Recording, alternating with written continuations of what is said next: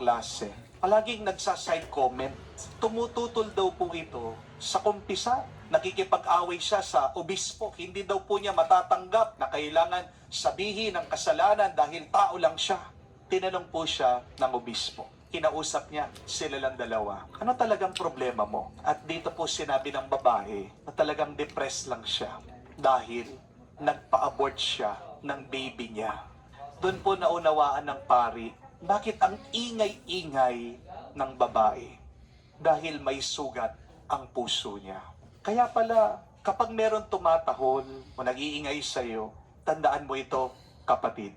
Una, huwag mong sasagutin ang ingay sa pamamagitan ng ingay. Hindi naman lahat ng mga comment dapat mag-reply ka eh.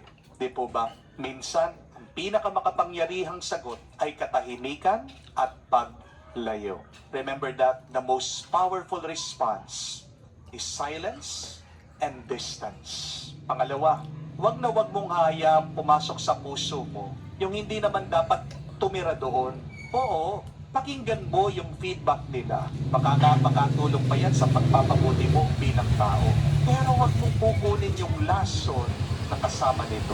May mga salita na dapat nating madinig, pero hindi naman kailangan manirahan sa ating isip. Amen? Pangatlo, at kahuli-hulihan, palitan mo ang galit mo sa awa. At para magkaroon ka ng awa, palagi kang manalangin. Kasi baka ang pagtahol nila ay hindi lang pag-aalipusta. Baka iyak pala yan ng isang sugatang puso. At kung hindi mo man sila kayang ayusin, ang Diyos kaya niya. Kaya ipanalangin mo sila. Mga kapatid, magpatuloy ka lang maglakad. Magpatuloy kang gumawa ng mabuti. Magpatuloy kang magmahal. At magpatuloy kang maging totoo. Kapag may tumatahol sa'yo sa daan, sabihin mo sa sarili mo, hindi ako titigil, hindi ako papatol, hindi ko ipagpapalit ang kapayapaan ko sa ingay ng iba. Dahil ang kapayapaan ay regalo galing sa Diyos. At walang sino man na may karapatan na agawin ito sa'yo, maliban lang kung ibibigay mo.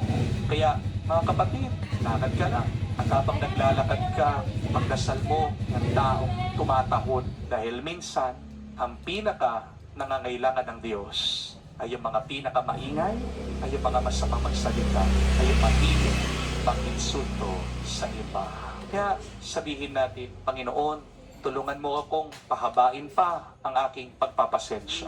At tinataas ko sa iyo, Panginoon, mga taong ito, masamang magsalita, basbasan mo sila. Palitan mo ang puso nila para pagpayapa na ang loob nila, maging ang mga salita nila ay mapuno ng kapayapaan.